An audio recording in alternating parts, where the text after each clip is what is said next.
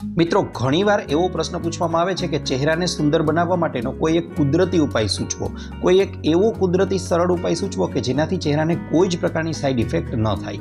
તો મિત્રો, આ માટે નથી કોઈ ચહેરા પર મોઇશ્ચરાઇઝર લગાવવાનું, નથી કોઈ સનસ્ક્રીન લગાવવાની જરૂર છે, નથી કોઈ ક્રીમ લગાવવાની કે નથી કોઈ પાવડર કે સાબુનો ઉપયોગ ચહેરા પર કરવાનો છે.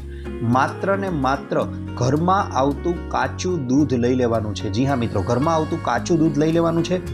રૂ લઈ અને રૂને તે દૂધમાં બોળી, 2 ચમચી જેટલું દૂધ લઈ રૂને તે દૂધમાં બોળી અને સામાન્ય દૂધ વડે સમગ્ર ચહેરો છે તેને હળવા રૂ વડે મસાજ કરી લો. થોડીવાર રહેવા દો, 2-4 મિનિટ સુધી, અને ત્યારબાદ સામાન્ય પાણી વડે ચહેરાને ધોઈ લો.